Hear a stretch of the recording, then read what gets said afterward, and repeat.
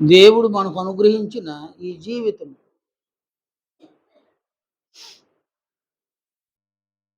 ఒక గొప్ప భాగ్యం.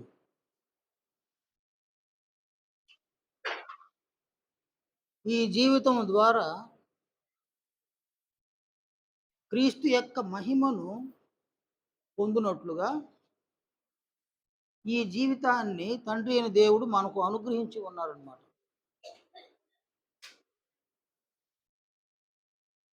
కనుక ఈ జీవితాన్ని మనము క్రీస్తు యొక్క మహిమకు అనుకూలముగా జీవించగలిగితే నిజముగా మనం ధన్యులమవుతాం. ఈ జీవితాన్ని క్రీస్తు యొక్క మహిమను పొందుటకు కాక కేవలము శరీరము కొరకు మాత్రమే ఈ జీవితాన్ని జీవిస్తే మనకంటే దౌర్భాగ్యులు మరొకరు ఉండరన్నమాట. అందువలన ఈ జీవితాన్ని ప్రభువుతో కలిసి జీవించడానికి మనము అలవరుచుకోవాలి.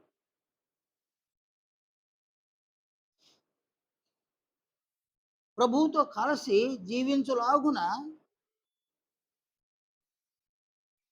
మనలో మనము సంపూర్ణముగా ప్రభువుకు మనం విధేయులు కావాలి. ప్రభువుకు మనం విధేయులు కాకుండా, ప్రభువుతో కలిసి జీవించకుండా, ప్రభువును ప్రేమించకుండా, ప్రభువు యొక్క బోధను గైకొనకుండా ఈ మార్గంలో మనం ప్రయాణించకుండా క్రీస్తు యొక్క మహిమను మనం పొందజాలము, పొందలేము.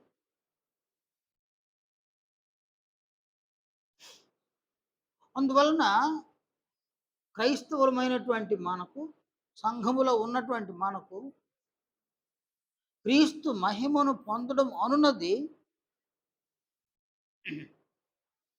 మన జీవితంలో ఇది ప్రథమమైనదిగా మనం ఎన్నుకోవాలన్నమాట. ఇది ప్రాముఖ్యమైనదిగా మనం చూడాలి. కనుక మన ముందు ప్రాముఖ్యమైనదిగా మన శరీరము, దానికి ఉన్న అవసరాలు, దానికి ఉన్నటువంటి ఆశలు, దానికి ఉన్నటువంటి కోరికలు, దానికి ఉన్నటువంటి ఇచ్చలే మనకు అగుపడుతూ ఉన్నాయన్నమాట. ఉదయము లేచింది మొదలుకొని రాత్రి పడుకునేంత వరకు ప్రతి మనిషి శరీరాన్ని గురించి ఆలోచన చేస్తున్నారు. శరీరాన్ని ఎలాగున సంతోషపరచాలి, శరీరాన్ని ఎలాగున సంతృప్తిపరచాలి, ఇందుకొరకు నేను ఏవేవి నా శరీరమునకు సమకూర్చగలను అని దినమంతటా మనుషులు ప్రయాసపడుతున్నారన్నమాట.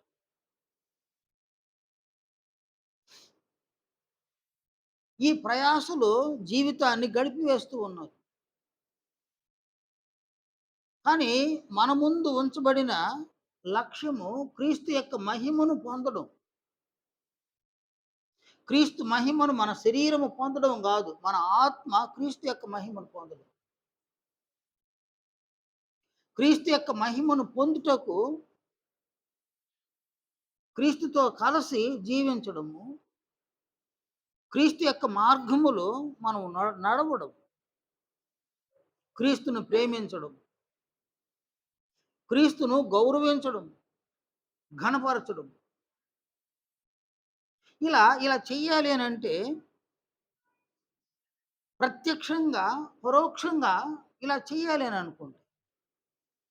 ఇందుకు మన శరీరము మనకు సహకరించవలసిన ఆవశ్యకత అయితే ఉందన్నమాట.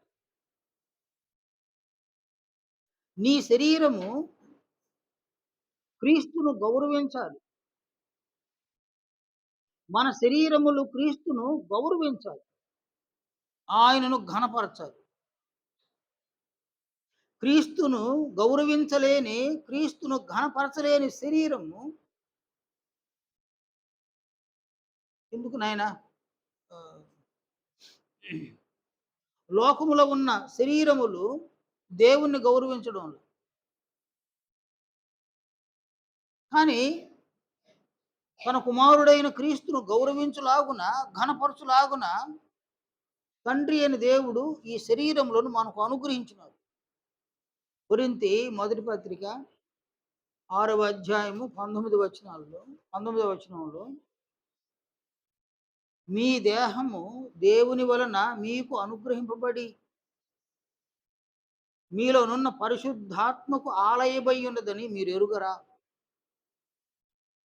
కనుక మన దేహము దేవుని వలన మనకు అనుగ్రహింపబడి ఉందన్నమాట. బాప్తిస్మము పొందిన వారి ప్రతి ఒక్కరి దేహములు దేవుని ద్వారా అనుగ్రహింపబడి ఉంది. నేను అనేక సార్లు చెప్తున్నా. బాప్తిస్మము అనేటువంటి కార్యక్రమములో పాప శరీరము నిరర్ధకమైంది. ప్రాచీన స్వభావాలు సిలువ వేయబడ్డాయి. కనుక ప్రాచీన ఈ ఈ శరీరం, పాప శరీరం బాప్తిస్మములో వ్యర్థపరచబడగా అక్కడ దేవుడు నీకు, నాకు, మనకు శరీరములను అనుగ్రహించినాడు. నేడు మనము కలిగి ఉన్న ఈ శరీరములు దేవుడు అనుగ్రహించిన శరీరములు అని ఇలా ఇది ఇది సత్యం అన్నమాట. బాప్తిస్మము పొందిన వారి యొక్క శరీరములు దేవుడు అనుగ్రహించిన శరీరము. దేవుడు ఈ శరీరమును నీకెందుకు అనుగ్రహించినాడు, నాకెందుకు అనుగ్రహించినాడు, మనకెందుకు ఈ శరీరములను అనుగ్రహించినాడు అంటే తన కుమారుని ఘనపరచడానికి, తన కుమారుని గౌరవించడానికి, తన కుమారునికి మహిమను, కీర్తిని సమకూర్చడానికి ఈ దేహములను దేవుడు మనకు అనుగ్రహించినాడు. కనుక మన దేహములు ప్రభువునకు అవయవాలై ఉన్నాయన్నమాట. కొరింథీ మొదటి పత్రిక 12వ అధ్యాయము 27వ వచనంలో అపోస్తులుడైన పౌలు సెలవిచ్చినటువంటి ఈ మాటను చూడండి. ఆయన ఇలా సెలవిచ్చినాడు, మీరు క్రీస్తు యొక్క శరీరమయ్యుండి వేరు వేరుగా అవయములై ఉన్నారు. కనుక క్రీస్తు యొక్క శరీరములో వేరు వేరు అవయవాలుగా తండ్రి అయిన దేవుడు మనలను రూపించి అవయవాలను బట్టి శరీరమునకు గౌరవం కలిగే విధముగా ఆయన ఏర్పాటు చేసినాడు అన్నమాట. కనుక సంఘములో ఉన్నటువంటి మనము అనగా క్రీస్తు యొక్క శరీరములో అవయవాలుగా ఉన్న మనము ఆ శరీరములో ఉండుటకు కారణము, ఉంచబడుటకు కారణము క్రీస్తును గౌరవించడం కొరకు, ఘనపరచడం కొరకు.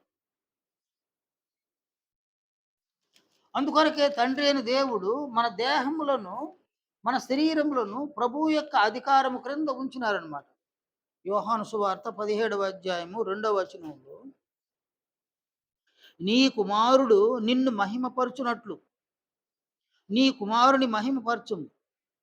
నీవు నీ కుమారునికి ఇచ్చిన వారికి అందరికీ ఆయన నిత్య జీవం అనుగ్రహించున్నట్లు సర్వ శరీరుల మీదను ఆయనకు అధికారం ఇచ్చితివి.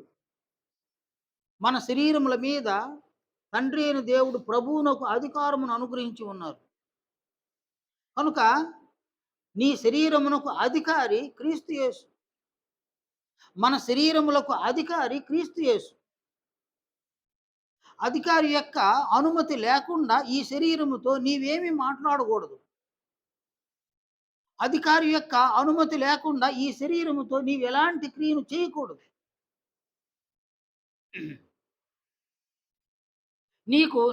నీకు ఇష్టం వచ్చినట్టు మాట్లాడినావా? నీ మీద అధికారి ఉన్నాడు యేసుక్రీస్తు. ఆయన అధికారాన్ని నీవు ధిక్కరించినట్టు, నీకు ఇష్టం వచ్చినటువంటి క్రియలను నీవు చేసినావా? నీ అధికారి యొక్క అధికారమును నీవు ధిక్కరించినట్లు అన్నమాట. ప్రస్తుతం ఏం చెప్పండి ఆయన. కానీ ఆయన నిన్ను పట్టుకునేటువంటి పరిస్థితి ఒకటి వస్తుందన్నమాట. అది తీర్పు అన్నమాట.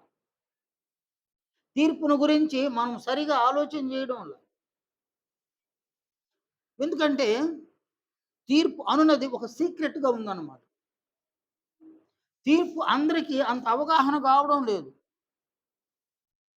తీర్పును గురించి ఎవరు ఆలోచన చేయడంల.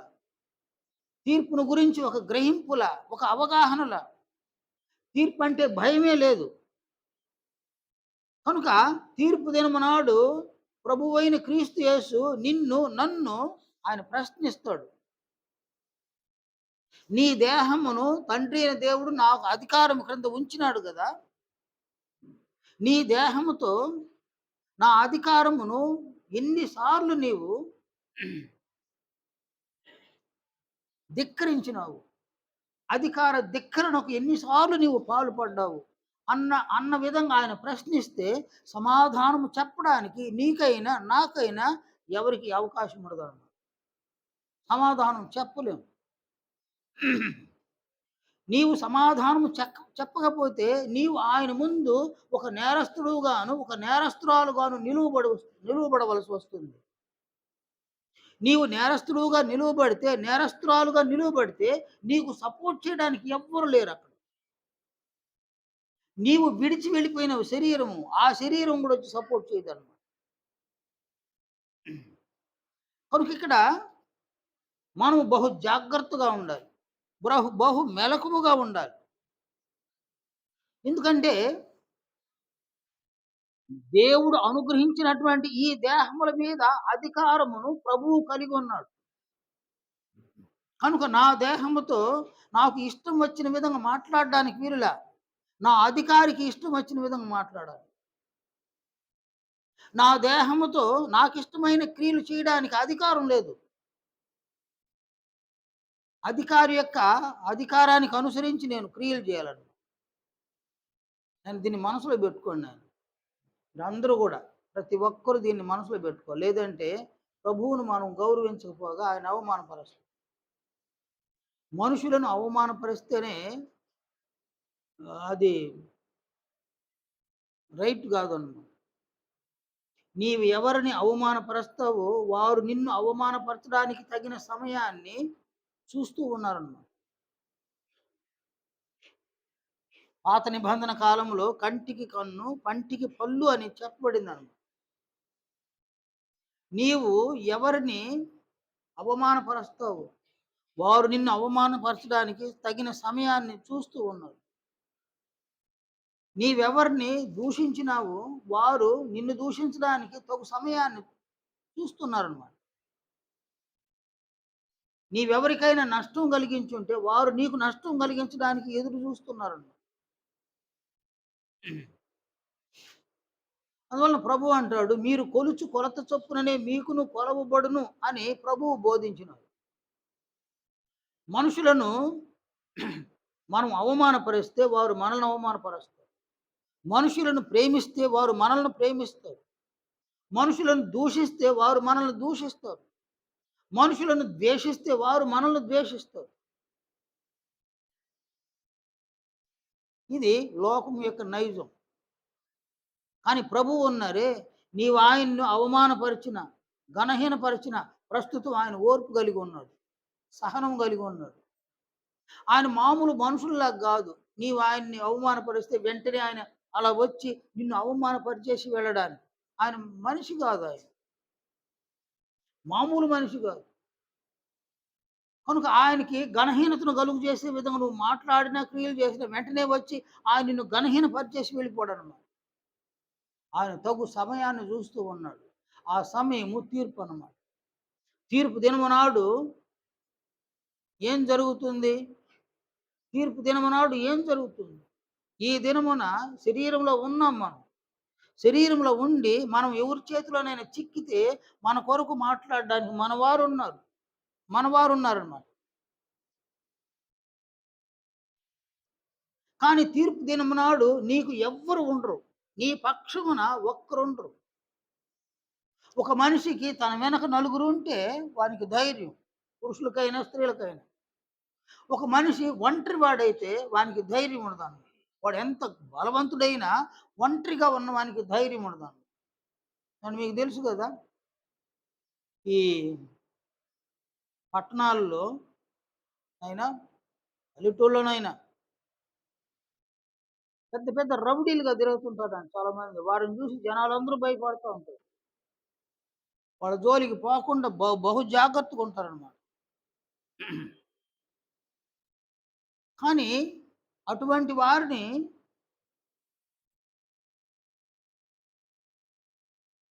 పోలీసులు తీసుకువెళితే ఏం జరుగుతది నాయనా? వాడు 5 మందిని, 6 మందిని కొట్టగలుగుతాడు. కానీ పోలీసులు తీసుకెళ్తారు వాడిని. వాడిని తీసుకొని వెళ్ళి ఒక చిన్న గది, ఆ గదిలోకి వేసి లాకప్‌లో ఏసేస్తారనమాట. ఆ గదిలో వేసిన తర్వాత ఏం జరుగుతుంది? గదిలోకి వేయడమే వానిలో లేశ మాత్రం భయం ఏర్పడతది. ఆ గదిలో వేసిన తర్వాత వాడు వేసుకున్న బట్టలని తీసేయమంటారు. బట్టలు తీసేయాలన్నమాట. కేవలము అండర్‌వేర్ మీద నిలవబెడతారు వాడిని. ఎందుకు అలా జేస్తారు పోలీసులు? పోలీసుల వ్యవస్థ ఎందుకు అలా జేస్తుంది అనంటే వాడు భయపడ్డానికన్నమాట. వాడు భయపడ్డానికి. ఒక మనిషిని వస్త్రహీనుడిగా చేస్తే వాళ్ళు భయపడతారు ఖచ్చితంగా. అక్కడ వానికెవ్వరు లేరు. వాడు బయట వాడిని చూసి వందల మంది భయపడొచ్చు. కానీ అక్కడ వాడిని చూసి ఎవరికి భయముండదు. వాడికే భయమేస్తుందన్నమాట. వాని పరిస్థితి వానికి ఆందోళన గాదు గానీ భయాన్ని కలిగిస్తుంది. ఆ భయములో ఒక లోపలికి ఒక కానిస్టేబుల్ వచ్చినాడంటే వాడు దండం పెడతాడన్నమాట. సార్ నన్ను వదిలేయండి సార్. ఇక మీదట ఇలాంటి తప్పులు చేయనని. భయంతో చేసే భయంతో మాట్లాడే మాటలు. కనుక పోలీస్ స్టేషన్‌లో సింగిల్‌గా ఒకడు గాని పోయి దొరుక్కుంటే వాడికక్కడ భయం ఏర్పడతదన్నమాట. ఇది పోలీస్ స్టేషన్. కానీ తీర్పు దినము సింగిల్‌గా దొరుక్కుంటే నీ పక్షాన ఎవ్వరు లేరు. నా పక్షాన కూడా ఎవరు లేరు. మన పక్షమున ఎవ్వరు లేరు. ఎవరి సమస్యలు వాళ్ళవక్కడ. ఎవరి బాధలు వాళ్ళవక్కడ. మన పక్షమున మాట్లాడడానికి ఎవ్వరు ఉండరనమాట. మాట్లాడేదంతా ఆయనే. డిసైడ్ చేసేది కూడా ఆయనే. నీవక్కడ మాట్లాడజాలవు, మాట్లాడలేవు, మాట్లాడనివ్వరనమాట. అందువలన ఆయన తగు సమయాన్ని చూస్తూ ఉన్నాడు. సమయాన్ని ఎందుకు చూస్తున్నాడంటే, దేవుడు నీకు దేహమును అనుగ్రహించి, ఆ దేహమును క్రీస్తు యొక్క అధికారము క్రింద ఉంచగా, అధికారమును ఎన్ని సార్లు ధిక్కరించినావు. నీ దేహముతో క్రీస్తు యొక్క అధికారమును ఎన్ని సార్లు ధిక్కరించినావు. ఆ ధిక్కరణను అక్కడ చూపిస్తాడు ఆయన. అందువలన ఏ దేహములో నీవున్నావో, ఆ దేహము ప్రభువును ఘనపరచకపోగా, ప్రభువును గౌరవించకపోగా, ఆ దేహము వలన నీకు నీవుగా శిక్ష విధించుకునేటువంటి ఒక పరిస్థితిని నీవు కలుగు చేసుకోకూడదన్నమాట. కనుక శరీరములో ఉన్నప్పుడే నేను చెప్తున్నా శరీరాల్లో ఉన్నప్పుడే మనం శరీరాన్ని వదిలేస్తాం. ఒక దినానికి శరీరాన్ని వదిలేస్తాం. ఈ లేఖనాలన్నీ కూడా చాలా సత్యమున్నాయి. హెబ్రీ 9వ అధ్యాయము 27వ వచనం ప్రకారంగా మనుషులు ఒక్కసారే మృతి పొందవలెనని నియమింపబడెను. తరువాత తీర్పు జరుగును. మనము మరణిస్తాం. మనం చనిపోతాం. ఇది వాస్తవం. ఇది నిజం. మనము చనిపోతాం. మనము మరణిస్తాం. మరణించినాము అనంటే శరీరాన్ని విడిచిపెట్టినామని. ఈ శరీరములో మనం ఉండడానికి అది యోగ్యం కాకుండా పోతే దాన్ని వదిలి వెళ్ళిపోతాం. అందువలన శరీరము మనతో ఉంది. ఒక దినమున మనతో ఉండదది. మన నుంచి వేరైపోయేటువంటి, మనల్ని విడిచి వెళ్ళిపోయేటువంటి శరీరం ఉందే, ఆ శరీరాన్ని బట్టి భవిష్యత్తును మనము నష్టపరుచుకోకూడదు. భవిష్యత్తును మనం పాడు చేసుకోకూడదన్నమాట. కనుక ఏ దేహమునైతే దేవుడు నీకు అనుగ్రహించినాడో, ఆ దేహమును క్రీస్తు యొక్క అధికారము క్రింద నీవు ఉంచగలిగితే, నీవు క్రీస్తు యొక్క మహిమను పొందగలిగితే, నీ భవిష్యత్తు చాలా బాగుంటుందన్నమాట. కీలకమైనది దేహం. శరీరము చాలా కీలకమైనది. కనుక నీ శరీరమును బట్టి నీ ఆత్మ క్రీస్తు యొక్క మహిమను పొందగలదు. లేక నీ శరీరాన్ని బట్టే నీ ఆత్మ శాశ్వతమైనటువంటి శిక్షను కూడా పొందగలదనమాట. కనుక ఈ లేఖనాన్ని చూడండి. లూకా సువార్త 11వ అధ్యాయము 34వ వచనంలో, నీ దేహమునకు దీపము నీ కన్నే గనుక నీ కన్ను తేటగానుంటే నీ దేహమంతా వెలుగుమయమైయుండును. అది చెడినదైతే నీ దేహమును చీకటిమయమైయుండు. నీ దేహము వెలుగుమయమై ఉన్నదా లేక చీకటిమయమై ఉన్నదా, నీకు నీవుగా ప్రశ్నించుకోవలసిన ఆవశ్యకత ఉందన్నమాట. కానీ ఈ మాటలు అర్థం కావు, వినడానికి ఏం బాగానే ఉంటాయి. ఇది అర్థం కాదు, మనకొచ్చిన సమస్య ఇది. ఇది అర్థం కాదు కాబట్టి చాలా మంది నిద్రపోతారన్నమాట. చాలా మందికి నిద్ర వస్తుంది. వచ్చింది మొదలుకొని రానిక నిద్రపోతూనే ఉంటే ఇప్పుడు మేలుకుందన్నమాట. అర్థం కావు. నేను అర్థం చేసుకోవడానికి మీరు ప్రయత్నించండి. ప్రభు అన్నారు,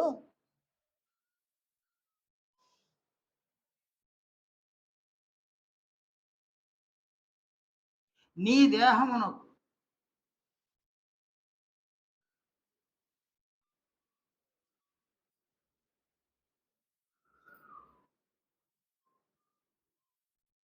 దీపము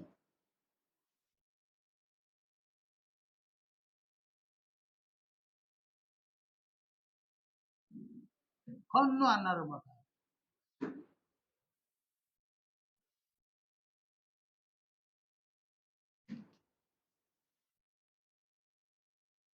నీ దేహమునకు దీపము నీ కన్ను. ఇది ఏ దేహము? తల్లి గర్భంలో నుంచి వచ్చిన దేహం కాదు. బాప్తిస్మంలో దేవుడు నీకు అనుగ్రహించిన దేహం అన్నమాట. తల్లి గర్భంలో నుంచి వచ్చింది కాదు.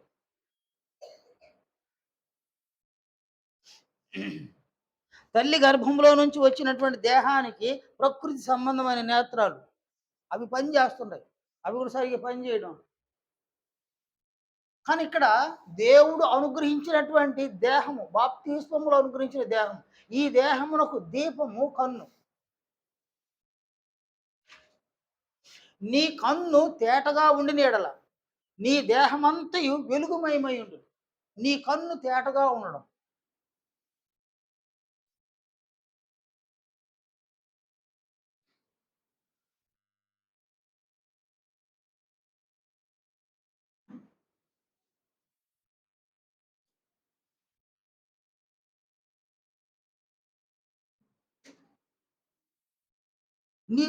నీ కన్ను తేటగా ఉంటే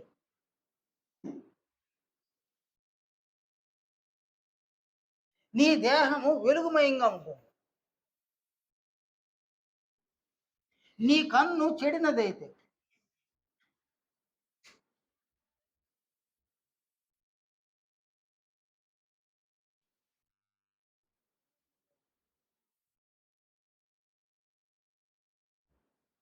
నీ దేహమంతా చీకటిమై ఉంది.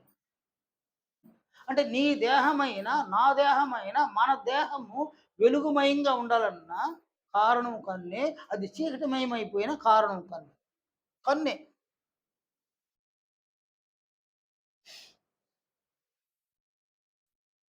నీ కన్ను తేటగా ఉంటే నీవు తేటగా చూడగలవు.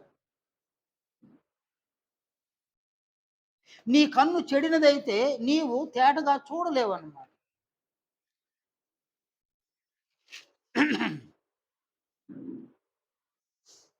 మత్తయి 7వ అధ్యాయము 3వ వచనములో, నీ కంటిలోనున్న దూలమునెంచక నీ సహోదరుని కంటిలోనున్న నలుసును చూచుట ఎలా? అంటే కంటిలో ఒక నలుసు పడుతుంది. నలుసు కన్నా పెద్ద పరిమాణంలో మరేది పడ్డ కన్ను చెడిపోద్ది. యేసు ప్రభు దూలం అన్నాడు ఆడ. కంటిలో నలుసు పడితేనే కన్ను తట్టుకోవడమే కష్టం. అలాంటిది నలుసు కన్నా పెద్ద పరిమాణంలో కనుక కంటిలో ఏదైనా పడితే ఆ కన్ను చెడిపోద్ది. చాలామంది పనులు చేసేటప్పుడు పొరపాటున కంటికి ఏదైనా తగిలితే ఆ కన్ను పోతుందన్నమాట.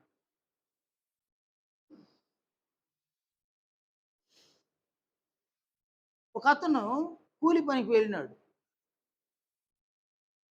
అక్కడ పనంతా ఏందంటే బైండింగ్ వైర్‌తో పని. కొన్నిటిని జత చేసి బైండింగ్ వైర్‌తో చుట్టాలి. దాన్ని కట్ చేయాలి. కటింగ్ పేరుతో. ఇతడు ఆ పని చేస్తూనే ఉన్నాడు. చేస్తూనే ఉన్నాడు. బైండింగ్ వైర్ చుట్ట చేతిలో పెట్టుకున్నాడు. దాని కొసను తీసి ముడి వేస్తూ ఉన్నాడు. కట్ చేసుకుంటా ఉన్నాడు. ఒక దగ్గరికి వెళ్లి ముడి వేసి అలా కట్ చేసినాడు. ఈ బైండింగ్ వైరు ఇలా వంగి ఉంది కదా నాయన, అది అలా కొట్టింది కంటికి. కంటికి కొట్టింది.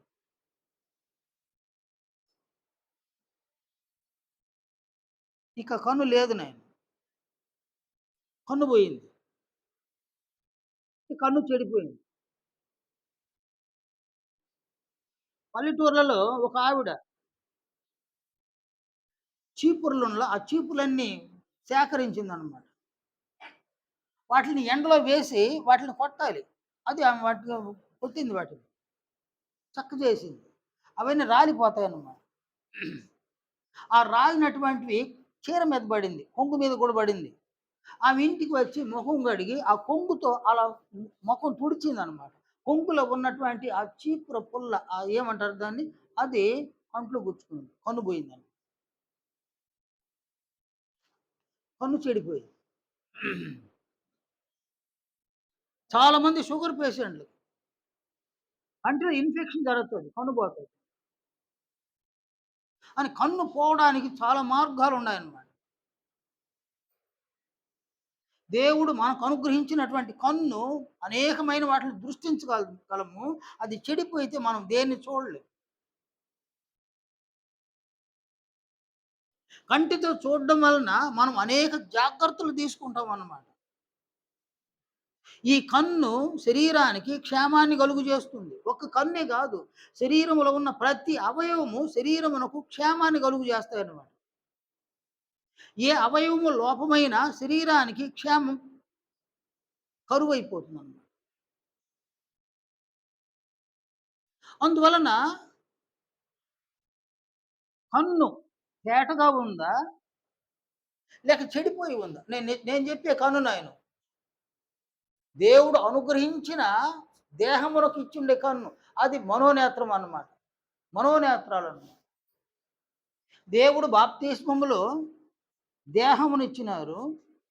ఆయన దేహమునిచ్చి అందులో అవయవాలను కూడా దయచేసినాడన్నమాట. ఎఫెసీయులకు రాసిన పత్రిక మొదటి అధ్యాయము 17, 19 వచనాలవి. అక్కడ చూడండి ఏం చెప్పినాడు పౌలు. మరియు మీ మనోనేత్రములు వెలిగింపబడినందున, మనోనేత్రములు అది వరకు గ్రుడ్డివైనాయి. కొరింథీ రెండవ పత్రిక రెండవ అధ్యాయము 4వ వచనములో దేవుని స్వరూపి అయ్యున్న క్రీస్తు మహిమను కనుపరుచు సువార్త ప్రకాశము వారికి ప్రకాశింపకుండా నిమిత్తము ఈ యుగ సంబంధమైన దేవత అవిశ్వాసులైన వారి మనోనేత్రములకు గ్రుడ్డితనము కలుగు చేసింది. అంటే సాతానుడు మన మనోనేత్రములకు గ్రుడ్డితనము కలుగు చేయగా, క్రీస్తు సువార్త ప్రకాశము ద్వారా బాప్తిస్మముల దేవుడు మన మనోనేత్రములను వెలిగింపు చేసినాడు. మనోనేత్రాలైతే వెలిగింపబడ్డాయి. కానీ ఆ మనోనేత్రము తేటగా ఉందా? లేక చెడిపోయిందా? దేవుడు మనకు వెలిగించిన మనోనేత్రాలు తేటగా ఉన్నాయా? లేక చెడిపోయాయా? నీ కన్ను తేటగా ఉంటే అది చూస్తుందన్నమాట. మామూలు నేత్రము, శరీరానికి ఉన్న నేత్రము తేటగా ఉంటే అది దూరపు చూపు చూస్తుందన్నమాట.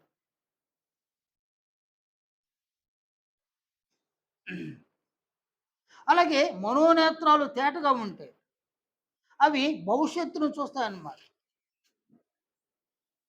పేతురు తన రెండవ పత్రికలో పేతురు ఇలా బోధించినారన్నమాట. మొదటి అధ్యాయము 8, 9 వచనాలు.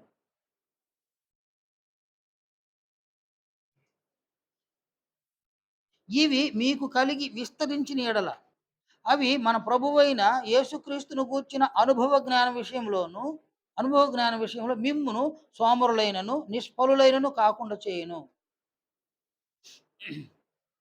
ఇవి ఎవనికి లేకపోవును, వాడు తన పూర్వ పాపములకు శుద్ధి కలిగిన సంగతి మర్చిపోయి గుడ్డివాడును దూరదృష్టి లేని వాడగును.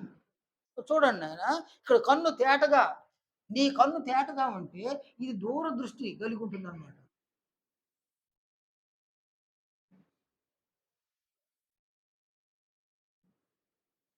దూరదృష్టి.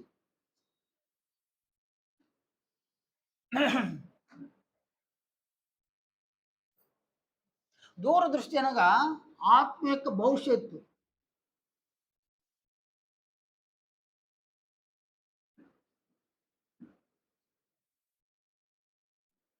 ఆత్మ యొక్క భవిష్యత్తు ఎలా ఉండాలి అని చూస్తుంది అన్నమాట.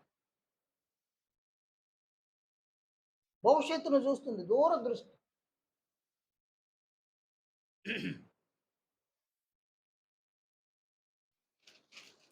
అలాగే ఈ కన్ను చెడిపోయితే ఈ కన్ను గుడ్డిదైపోతుంది.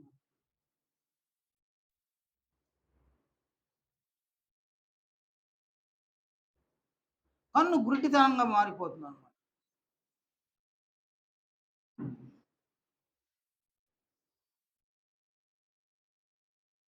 అంటే దూరపు చూపే కాదు, దూర దృష్టే కాదు, దగ్గర దృష్టి కూడా ఉండదన్నమాట.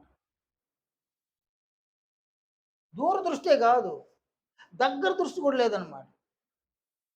కన్ను ఉంటే చూడండి ఆయన, మన కన్ను కూడా ఉంటే సహజంగా ఒక సమస్య ఏర్పడుతుంది. సైట్ వస్తుంది అనమాట కంటికి.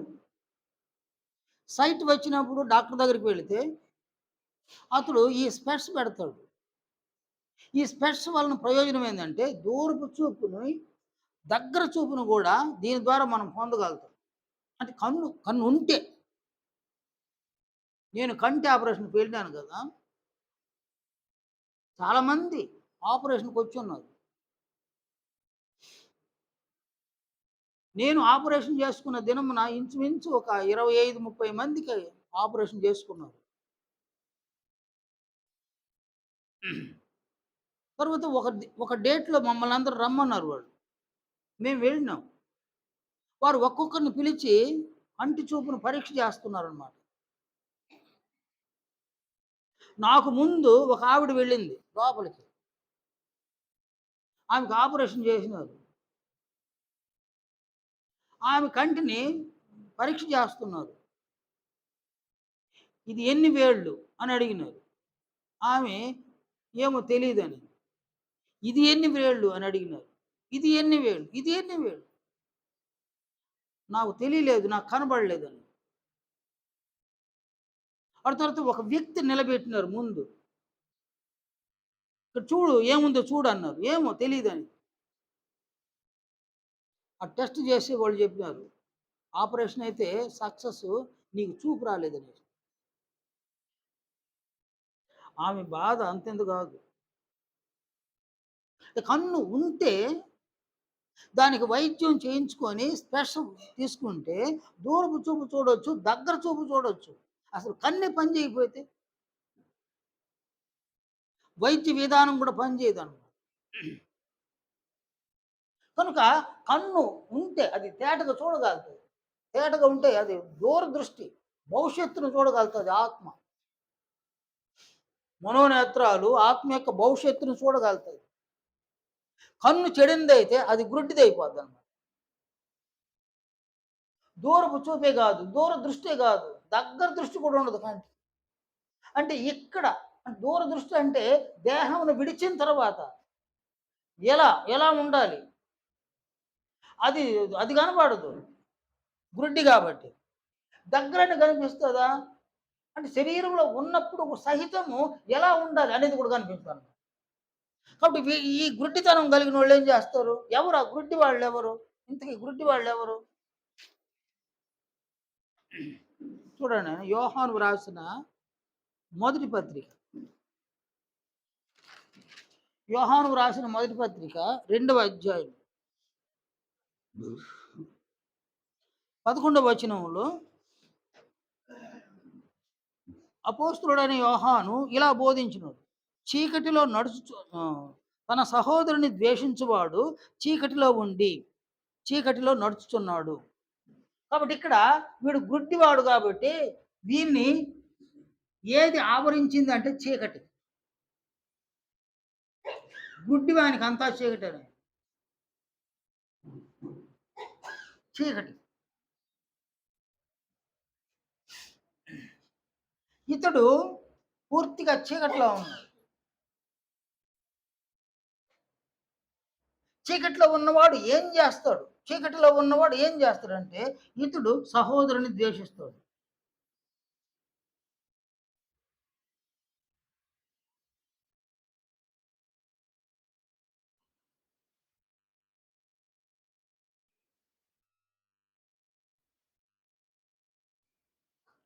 సంఘములో ఉన్న సహోదరినైనా ఎవరైనా సంఘములో సహోదరిని ఎవరైనా ద్వేషిస్తున్నారు అని అంటే వారు ఎందులో ఉన్నారు? వాళ్ళు చీకటిలో ఉన్నారు.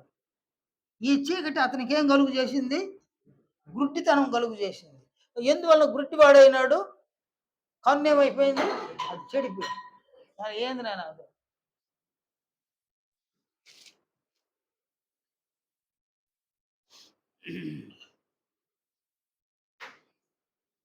అంటే ఒకని కన్ను చెడిపోయితే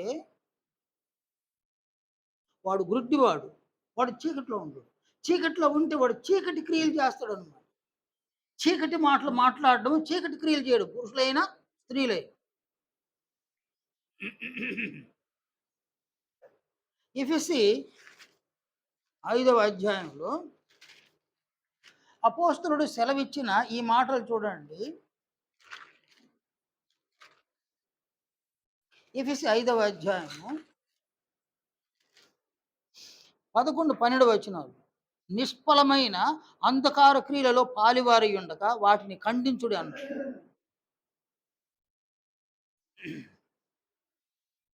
నిష్ఫలమైన అంధకార క్రియలలో పాలివారై ఉండక వాటిని ఖండించండి అన్నాడు. 12వ వచనంలో ఏలయనగా అట్టి క్రియలు చేయువారు రహస్యమందు జరిగించు పనులను గూర్చి మాట్లాడుట అయినను అవమానకరమై ఉంది అని అన్నాడు. అంటే ఇక్కడ ఈ అంధకారంలో చేసే క్రియలు నిష్ఫలం. దేనికి నిష్ఫలం అని? నీ ఆత్మకు, మన ఆత్మలకు నిష్ఫలమై అవి చీకటి క్రియలు. ఆ చీకటి క్రియలలో ఒక క్రియ సహోదరుని ద్వేషించడం.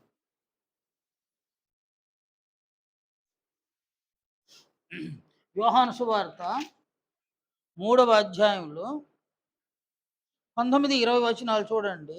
ఆ తీర్పు ఇదే: వెలుగు లోకంలోనికి వచ్చును కానీ తమ క్రియలు చెడ్డవైనందున మనుషులు వెలుగును ప్రేమింపక చీకటినే ప్రేమించరు. చివరికి సంఘములో ఉన్న వ్యక్తులైనా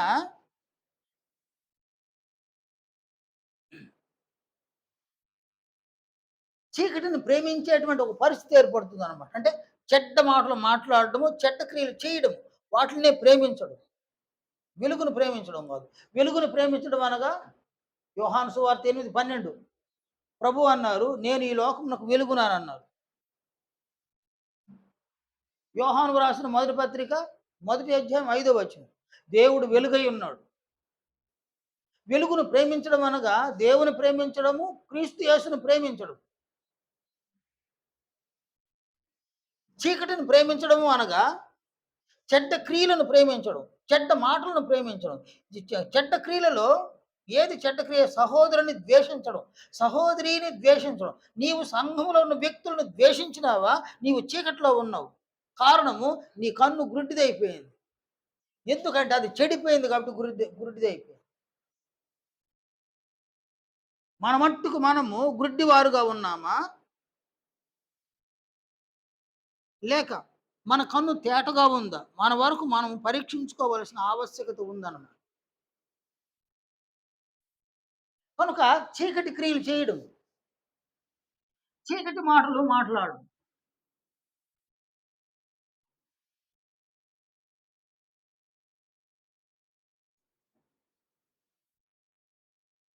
చెడ్డ మాటలు మాట్లాడడం,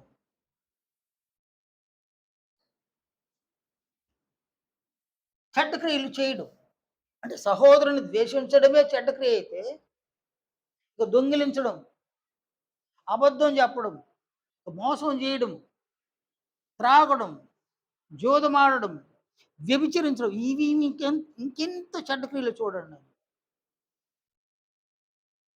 వీటన్నిటికి కారణం ఒక వ్యక్తి సంఘములో ఉన్నటువంటి వ్యక్తి ఈ చెడ్డ క్రియలు చేయడానికి మూల కారణము అతడు చీకట్లో ఉన్నాడు. అతడు చీకట్లో ఉండడానికి కారణము కన్నులకు ఏమైపోయింది? గుడ్డితనం వచ్చింది. కన్ను గుడ్డితనం కావడానికి కారణం అది చెడిపోయిందనమాట. కన్ను చెడిపోయింది.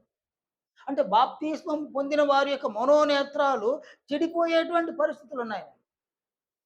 అందులో ప్రభు అంటాడు, "నీ కన్ను తేటగా ఉంటే, నీ దేహమంతా వెలుగుమయమై ఉండును. నీ కన్ను చెడినదైతే నీ దేహం పూర్తిగా చీకటిమయమైపోతుంది." కన్ను చెడిందైతే దేహం చీకటిమయం. పూర్తిగా నీ దేహం నీ దేహం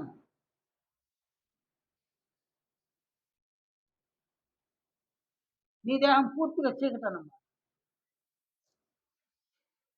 అందువల్ల దేహముతో చీకటి మాటలు మాట్లాడడము, చీకటి క్రియలు చేయడం, చెడ్డ మాటలు మాట్లాడడం, చెడ్డ క్రియలు చేయడం. అంతిమంగా నీవు క్రీస్తు యొక్క మహిమను పొందలేవు, పొందజాలవు, పొందవు. దేవుడు ఇచ్చినటువంటి అవకాశాలని దుర్వినియోగం చేసుకోవడం అన్నమాట. నీ కన్ను తేటగా ఉండడానికి చూసుకో అన్నాడు యేసుప్రభు. లూకా సువార్త 11వ అధ్యాయంలో ప్రభువు సెలవిచ్చిన ఈ మాటలు చూడండి. ఆయన ఇలా అన్నాడనమాట.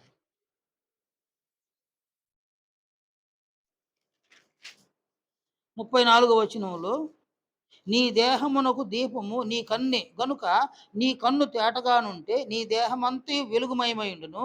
అది చెడినదైతే నీ దేహమును చీకటిమయమైయుండును. కాబట్టి నీలో నుండి వెలుగు చీకటి అయి ఉండకుండా చూచుకొనుము. 36వ వచనంలో, ఏ భాగమైనను చీకటి కాక నీ దేహమంతయు వెలుగుమయమైతే, అంటే ఏ భాగము చీకటి కాకూడదు అనగా నీ శరీరములో ఉన్న ఏ భాగము చీకటి కాకూడదు అన్నమాట. ఏ అవయవం చీకటి కాకూడదు. అంటే నీ శరీరంలో ఉన్న ఏ అవయవం కూడా చీకటి క్రియలు చేయకూడదు. చీకటి మాటలు మాట్లాడకూడదు. నీ కళ్ళ, నీ చెవుల, నీ ముక్క, నీ పెదవుల, నీ నాలుకల, నీ చేతుల, నీ చేతి వ్రేళ్ళ, నీ పాదముల వ్రేళ్ళ, నీ మర్మ అవయవాల ఏవైనా సరే అవి చీకటిమయం కాకూడదు. దేహములో ఉన్న అవయవాలు ఏవి కూడా చీకటిమయం కాకూడదు. ఏ భాగం చీకటిమయం కాకూడదు. ఒక భాగం చీకటిమయమైతే మిగతా అవయవాలన్నిటికీ అవమానం. మిగతా అవయవాలన్నీ కూడా ఆ చీకటిని అనుసరిస్తాయి అన్నమాట. అందువలన నీ కన్ను తేటగా ఉండునట్లుగా జాగ్రత్త పడు అన్నాడు ప్రభు. ఏ భాగం చీకటి కాకుండా జాగ్రత్త కూడా అంటాడన్నమాట. కన్ను తేటగా అగుపడడు అనగా దూరదృష్టిని చూడడం, దృష్టించడం అన్నమాట. దూరదృష్టి అనగా ఆత్మ యొక్క భవిష్యత్తును చూడడం. ఆత్మ భవిష్యత్తులో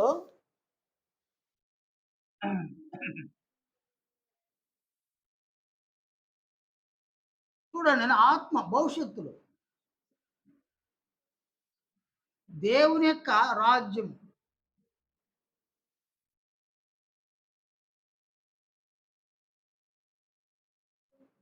దేవుని మహిమ,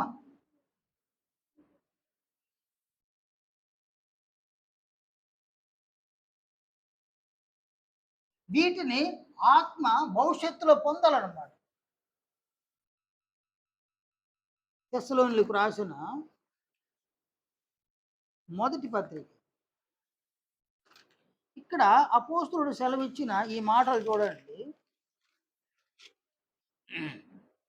ఆయన ఇలా సెలవిచ్చినాడు. 2వ అధ్యాయము 12వ వచనం. 11, 12 వచనాలు. తన రాజ్యమునకును, తన మహిమకును మిమ్మును పిలుచుచున్న దేవుడు అని అన్నాడన్నమాట.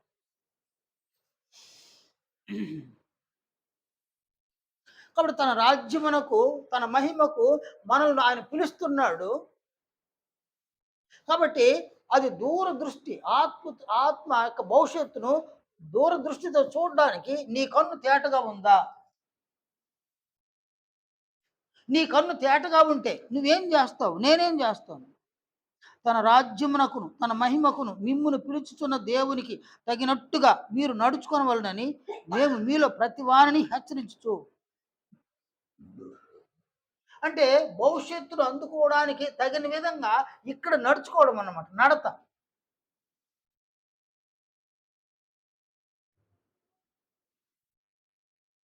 భవిష్యత్తును పొందుటకు.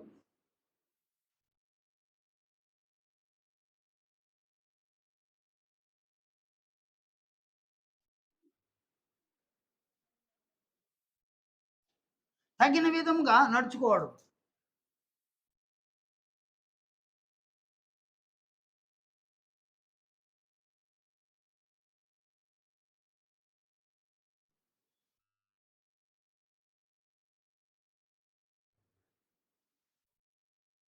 భవిష్యత్తును పొందుటకు తగిన విధంగా నడుచుకోవడం అన్నమాట.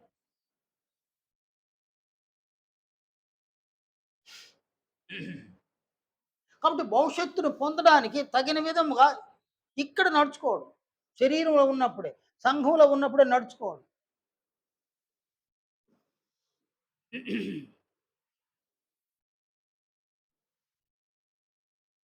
కనుక తన రాజ్యమునకు, తన నీతికి ఆయన మనల్ని పిలుచుటకు సిద్ధంగా ఉన్నాడు. పిలుస్తూ ఉన్నాడు ఆయన. ఆ పిలుపును నీవైనా, నేనైనా, మనలో ఎవరైనా పొందాలి. పొంది భవిష్యత్తులో దేవునితో, ప్రభువుతో శాశ్వత కాలం పరలోక రాజ్యంలో ఉండాలి అని. భవిష్యత్తును చూస్తే ఇక్కడ ఎలా నడుచుకోవాలనో, శరీరంలో ఉన్నప్పుడు సంఘమునందు ఎలా నడుచుకోవాలనో దూరదృష్టి కలిగిన వారు మాత్రమే దాన్ని అలా నడుచుకోగలరు.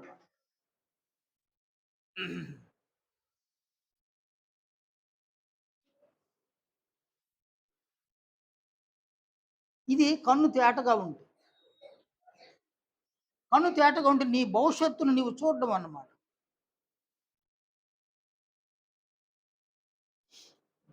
ప్రకృతి సంబంధమైన ఈ నేత్రాలు తేటగా ఉంటే మనం చాలా దూరాన్ని చూడగలం.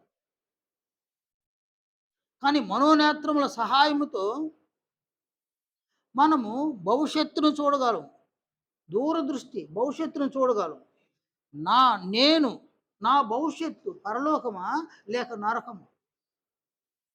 నాకు నేను చూసుకోవడం అన్నమాట. మీలో మీరు కూడా మీ భవిష్యత్తు పరలోకమా లేక నరకమా? నీవు పరలోకం పరలోకం అనుకున్నా, నరకం అనుకున్నా అక్కడికి నిన్ను చేర్చేదేది? అక్కడికి నిన్ను చేర్చేదేది? పరలోక రాజ్యానికైనా, నరకానికైనా నిన్ను చేర్చేదేది? నిన్ను చేర్చేదేది? నీ నడత అన్నమాట. నువ్వు ఎలా నడుచుకుంటున్నావో నీ నడత. కొరింథీ 2వ పత్రిక 5వ అధ్యాయము 10వ వచనంలో అపోస్తలుడు సెలవిచ్చిన ఈ మాటలు చూడండి. ఎందుకనగా తాను జరిగించిన క్రియల చొప్పున అవి మంచివైనను సరే, చెడ్డవైనను సరే, దేహముతో జరిగించిన వాటి ఫలమును ప్రతి వాడును పొందినట్లు మనమందరము క్రీస్తు న్యాయపీఠం ఎదుట ప్రత్యక్షము కావలేను. దేహముతో జరిగించిన వాటి ఫలం అంటే క్రియలు. దేహముతో జరిగించిన క్రియలు.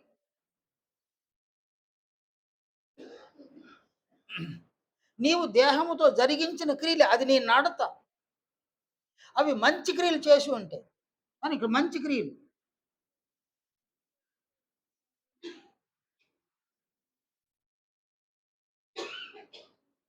మంచి క్రియలు చేసి ఉంటాయి. నీకు భవిష్యత్తు బాగుందన్నవాడు.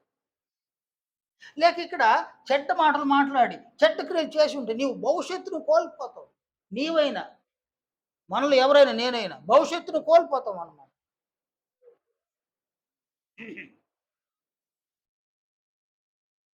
కనుక నీవు మంచి క్రియలు చేయాలనుకున్నా, చెడ్డ క్రియలు చేయాలనుకున్నా, మంచి క్రియలు, చెడ్డ క్రియలు చేయడానికి నీవు వాడుకునే సాధనము నీ దేహం అన్నమాట. నీ దేహము చీకటిమయమై ఉంటే నీవు చెడ్డ క్రియలు చేస్తావు. చెడ్డ మాటలే మాట్లాడతావు. దయచేసి ఈ మాటలు ఆలోచన చేయండి.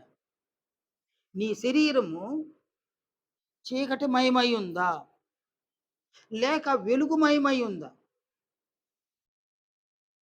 మనం చాలా ప్రయాసపడుతున్నాం నాయన. చాలా ప్రయాసపడుతున్నాము.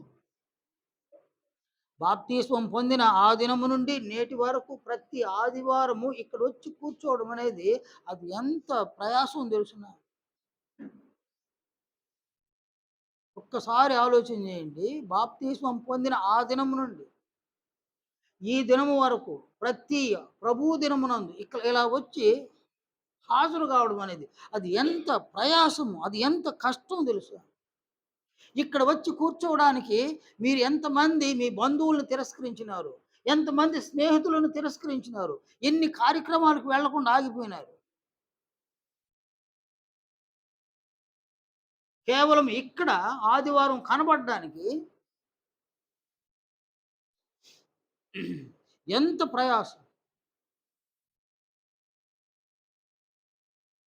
అలాగే సంఘములో ఒక కార్యక్రమాన్ని చేయడానికి ఎంత ప్రయాసం.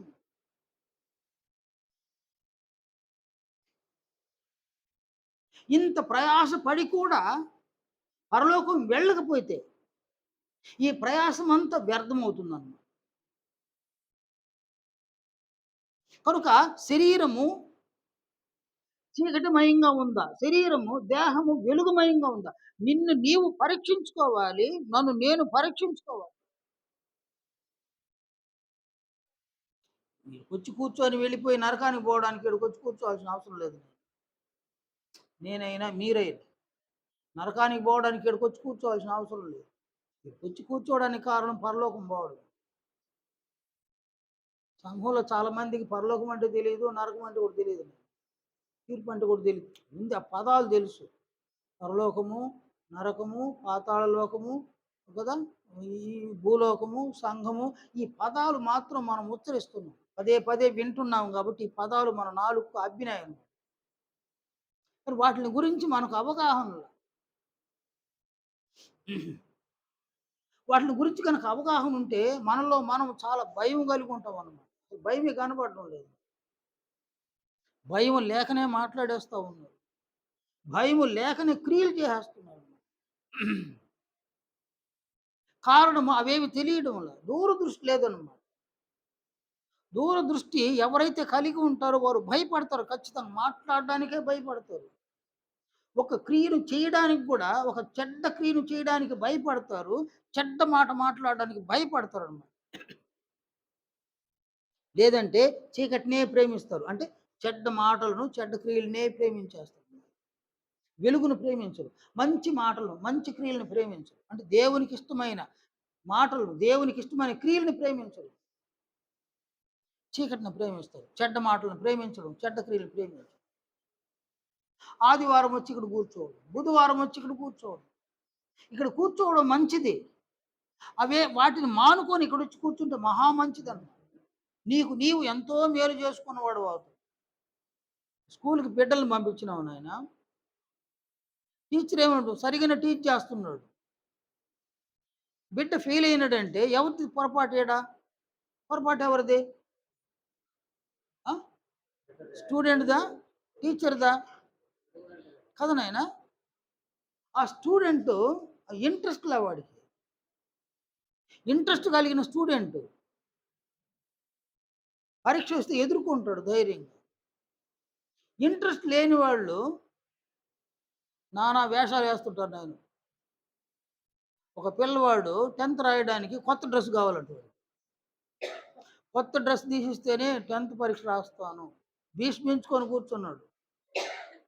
నేను వాళ్ళ ఇంటికెళ్ళినా. సార్ వీడు ఇలా అంటా ఉన్నాడు సార్, మా అబ్బాయి ఇలా చెప్తున్నాడు సార్ అన్నాడు. వాడిని పిలిచిన. "ఏరా కొత్త డ్రెస్ తీసిస్తేనే పరీక్ష రాస్తావా? లేకపోతే రాయవా 10థ్" అని అడిగాను. వాడు మౌనంగా ఉన్నాడు. నేనేమన్నానంటే, "నువ్వు 10థ్ పరీక్షలు వ్రాసి పాస్ అయితే కొత్త డ్రెస్ వేసుకొని తిరిగితే అది గౌరవం నాయనా. నువ్వు 10థ్ వ్రాయడానికి ముందే కొత్త డ్రెస్ వేసుకొని తిరిగేస్తే, రేపు ఫెయిల్ అయితే నీ పరిస్థితి ఏందిరా?" అని అడిగిండు. అని చెప్పిన వాడికి నేను. కానీ వాడు గ్రహించలేదు దాన్ని. వాని దృష్టి అంతా కొత్త డ్రెస్ మీదనే ఉంది. అంటే ఎగ్జామ్ రాయడానికి కొత్త డ్రెస్‌తో పోయి దిగాలాయన. సరే వాళ్ళమ్మని నాన్న హంగామా చేసినాడు. ఆమె కొత్త డ్రెస్ తీసిచ్చింది. ఆయన పరీక్షలు రాసేసినాడు. రిజల్ట్ వచ్చింది. ఫెయిల్ అని. ఫెయిల్ అయిపోయినాడు. ఏమి రైట్ కాదు నాయన. కనుక ఇక్కడ నీ దేహము వెలుగుమయంగా ఉంచుకోవాలి. చీకటిమయంగా ఉంచుకోకూడదు. అసలేం మాట్లాడుతున్నావు? ఏమి క్రియలు చేస్తున్నావు? నీ మట్టుకు నీవైనా గ్రహిస్తున్నావా?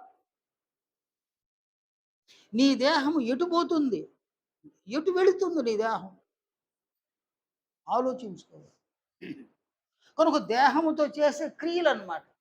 నీ దేహము చీకటిమయమైన నీ దేహం అది చెడ్డగా మాట్లాడి, చెడ్డ క్రియలు చేసేసి,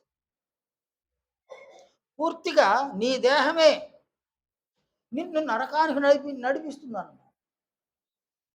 కానీ ఇక్కడ నీ కన్ను తేటగా ఉంటే, నీవు దూరదృష్టి కలిగి ఉంటావు. అనగా భవిష్యత్తును చూస్తావు. ఆత్మీయ భవిష్యత్తును చూస్తావు. భవిష్యత్తులో తన రాజ్యానికి, తన మహిమకు తండ్రి అయిన దేవుడు నిన్ను పిలుస్తున్నాడు. అది నీకు అర్థమైంది. ఆ పిలుపునకు తగిన విధంగా నీవు నడుచుకుంటావు. మంచి క్రియలు చేస్తావు. అలాగే మంచి మాటలు మాట్లాడు.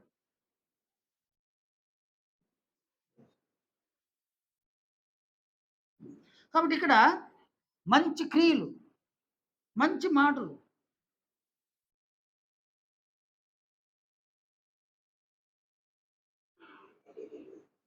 సత్క్రియలు, మంచి మాటలు.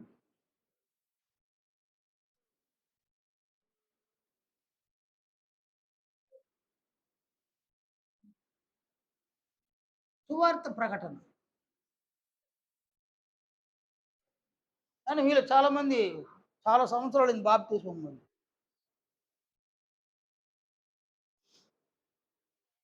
మీరు బాప్తిస్మం పొంది ఎన్ని సంవత్సరాలైందిగా? 22 సంవత్సరాలు బాప్తిస్మం పొంది. మీరు నాయనా?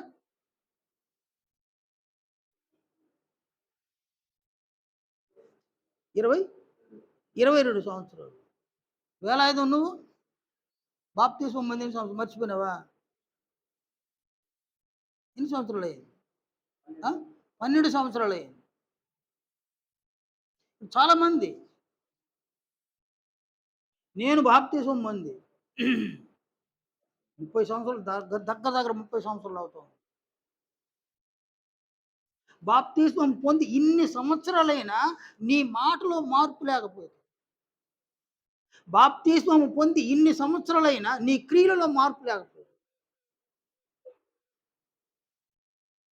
పూర్తిగా నీ దేహము చీకటిమయమై ఉంది. వెలుగుమయం గల చీకటిమయమైన నీ దేహం వల్ల నీకేం ప్రయోజనం? నీ తండ్రి అయిన దేవునికి ఏం ప్రయోజనం? నీ ప్రభువు అయిన క్రీస్తు యేసుకి ఏం ప్రయోజనం? ఒక బిడ్డ ఎదిగితే, ఆయన ఒక కుటుంబంలో బిడ్డలు ఉంటారు నాయన. ఒక బిడ్డ ఎదిగితే, ఒక చిన్న బిడ్డగా ఉన్నప్పుడు ఆ తండ్రి, ఆ తల్లి అల్లారుముద్దుగా ఆ బిడ్డను పెంచుతారు. వారు తినే ఆహారాన్ని ఆ బిడ్డకు తినిపిస్తారు. వారు వస్త్రాలు ధరించుకోకపోయినా ఆ బిడ్డకు మంచి మంచి వస్త్రాలను ధరింపజేస్తారు. ఆ బిడ్డ ఎదిగే కొద్దీ ఒక సంతోషం. ఆడబిడ్డ అయితే తల్లి చీర కట్టుకుంటే ఆమె ఆనందిస్తది తల్లి. మగబిడ్డ అయితే తండ్రి బట్టలు ఆ బిడ్డ వేసుకున్నప్పుడు ఆ తండ్రి మహా ఆనందిస్తాడు. నా బిడ్డ ఎదిగినాడు, నా బిడ్డ ఎదిగిందని ఆనందిస్తాడు. ఎదిగినటువంటి బిడ్డను చూసి నాకు ఈ కష్టాలన్నీ తీరిపోతాయని అనుకుంటాను. నా బిడ్డ పని చేస్తాడు, నా బిడ్డ సంపాదిస్తాడు, నా కష్టంలో పాలిభాగస్తుడు అవుతాడని ఒక తండ్రి భావిస్తాడు. వాడు ఎదిగి పైసా ఖర్చు ఆ ఇంటి కోసం పైసా సంపాదించకపోతే, పైసా ఖర్చు పెట్టకపోతే వాడు పుట్టి ఏమి లాభం? పుట్టి ఏమి లాభం?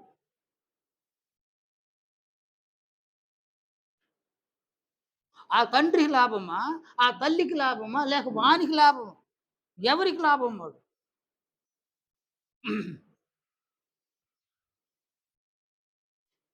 చాలా కఠినంగా కొన్నిసార్లు తల్లిదండ్రులు మాట్లాడుతా ఉంటారు.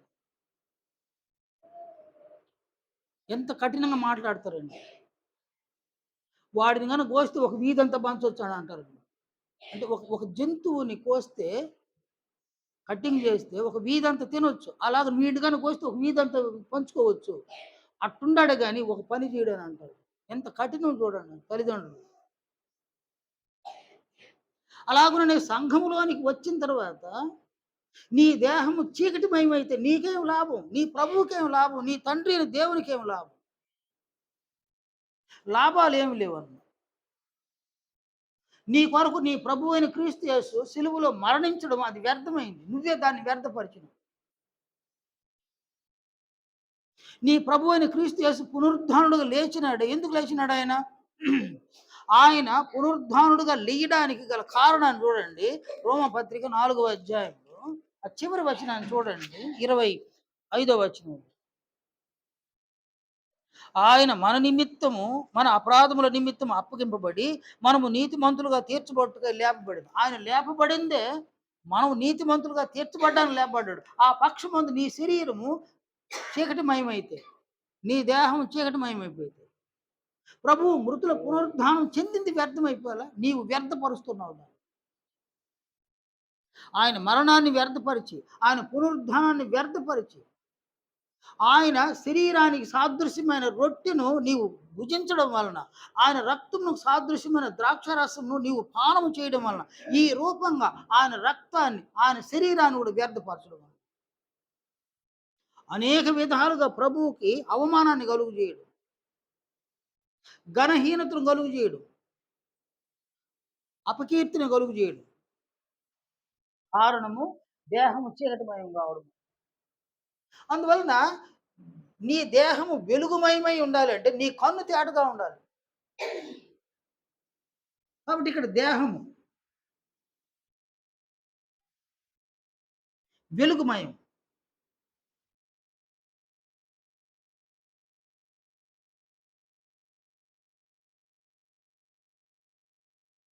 దేహము వెలుగుమయంగా ఉండడం. దేహం వెలుగుమయంగా ఉందంటే కన్ను తేటగా ఉందన్నమాట. నీ కన్ను తేటగా ఉండడం వల్ల నీ దేహం వెలుగుమయమైంది. దేహం వెలుగుమయమైందంటే అది భవిష్యత్తును పొందుటకు తగిన విధంగా ఈ దేహముతో నీవు నడుచుకుంటావన్నమాట. భవిష్యత్తుకు అనుకూలంగా నడుచుకోవడం. ఆ నడతలో మంచి క్రియలు చేయడం, సత్క్రియలు చేయడం, మంచి మాటలు మాట్లాడడం. దేహము వెలుగుమయమైపోయింది. చీకటిమయం కాదు. దేహం వెలుగుమయం. నీ దేహం వెలుగుమయమయ్యి నీవు మంచి క్రియలు చేసి, మంచి మాటలు మాట్లాడడం వలన వీటి ఫలితంగా వీటి ఫలితంగా నీవైనా, నేనైనా, మనల్లో ప్రతి ఒక్కరము కూడా వీటి ఫలితంగా క్రీస్తు మహిమను పొందుతా ఉన్నాం.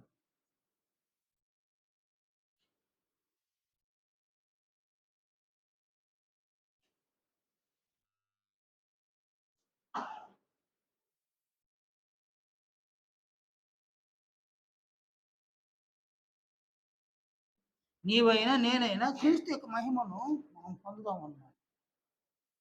ఈ క్రియల వల్ల. సువార్త ప్రకటన.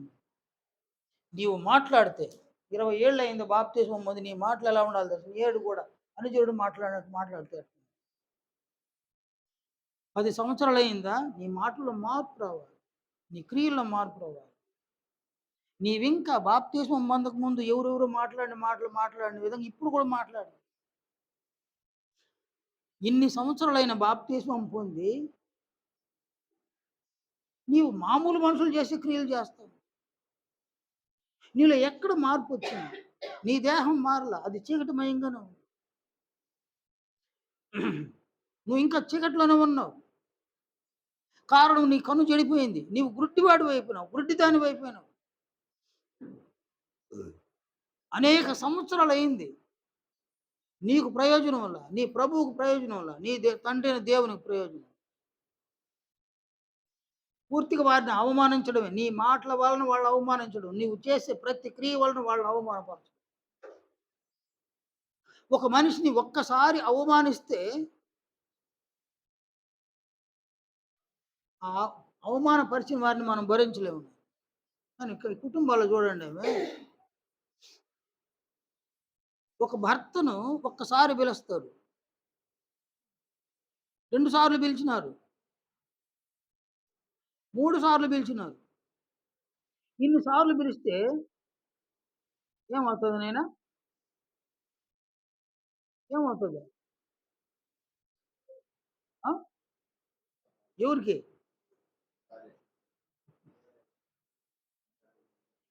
ఇన్ని సార్లు పిలిస్తే పలకలేదే అని ఆమెకు కోపం. ఇన్ని సార్లు ఎందుకు పిలుస్తావని ఈయనకి కోపం. ఇన్ని సార్లు పిలవడం అనేది అవమానం అని. ఒక పనిని పదే పదే చెప్తే అది కూడా అవమానంగా భావిస్తారు మనిషి. ఒక విషయాన్ని పదే పదే మాట్లాడితే విసుక్కుంటారు మనుషులు. మనం బాప్తిజం పొందింది మొదలుకొని మన మాటల ద్వారా, మన క్రియల ద్వారా ఎన్ని సార్లు క్రీస్తును అవమానపరిచినాం. నీ భర్తను అవమానపరిస్తే అతను అంగీకరించడు. నీ భార్యను అవమానపరిస్తే అంగీకరించడు. ఇంతెందుకు నన్ను చిన్ని చిన్ని పిల్లలున్నారు నన్ను ఇంట్లో. వాళ్ళని గాని అవమానపరిస్తే వాళ్ళు కూడా ఊరుకోరు. వాళ్ళు కూడా ఊరుకోరు. కానీ నీ ప్రభువుని బాప్తిస్మం పొందిన తర్వాత ఎన్ని సార్లు అవమానపరుస్తుంది. ఆయన ఎలా సహించగలడు? ఆయనన్నాడు, ఆయనేమన్నాడు? నేను సాత్వికుడను, దీన మనసు గలవాడను. కానండి ఎన్ని సార్లు అవమానపరుస్తారో అవమానపరచండి అంటున్నాడు ఆయన. కానీ ఆయన టైం ఎప్పుడొస్తది నాయన? తీర్పు దినము నాడు. తీర్పు దినము నాడు పట్టుకుంటాడాయన. ఇన్ని సార్లు నన్ను అవమానపరిచినావని దాన్ని అడుగుతాడు. నన్ను ఎన్ని సార్లు గౌరవించినావని కూడా చెప్తాడు.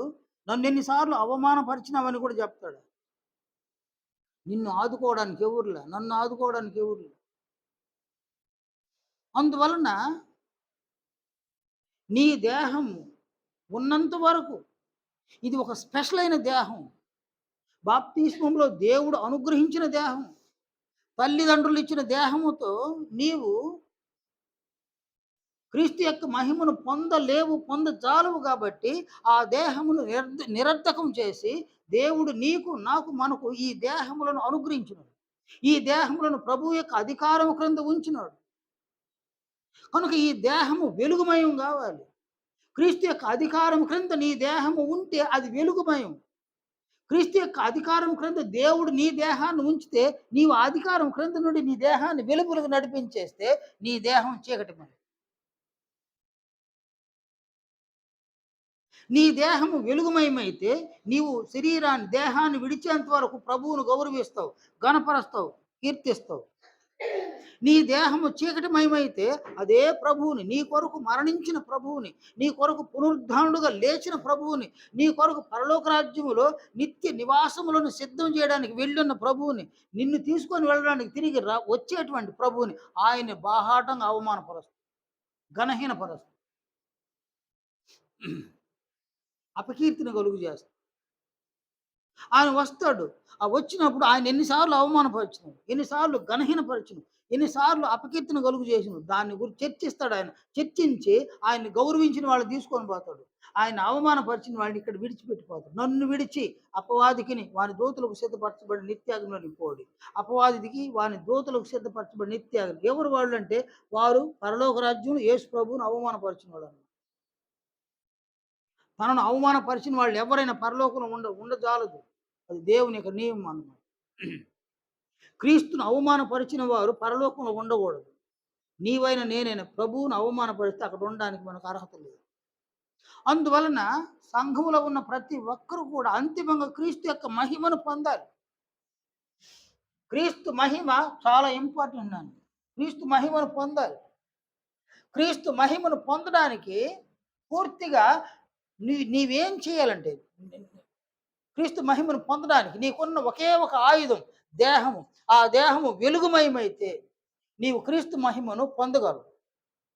అలా కాకుండా నీ దేహము చీకటిమయంగా నువ్వు చేసేసుకుంటే నువ్వు క్రీస్తు మహిమను పొందు. బాప్తిస్మం పొందకముందు ఏ సాతాను యొక్క రూపంలో ఉన్నావో ఆ సాతాను రూపాన్ని వదులుకోవాలి. దాన్ని అలాగే అంటి పెట్టుకున్నావు. సాతాను రూపంలోనే ఉంటావు. లోకంలో ఉన్నవాళ్ళు సాతాను రూపాన్ని కలిగి ఉండడం రైట్, మంచిదే. కానీ సంఘములో క్రీస్తు యొక్క శరీరంలో అవయముగా ఉన్న నీవు సాతాను యొక్క రూపంలో మారడం అనేది అది అంగీకరించినటువంటి విషయం నాయన. చూడు, నా శరీరంలో ఒక అవయవం ఉంది నాయన. శరీరంలో ఒక అవయవమే. అడవికి రారాజు ఎవరినైనా సింహం అనుకోండి. సింహము అది రారాజు అడవికి.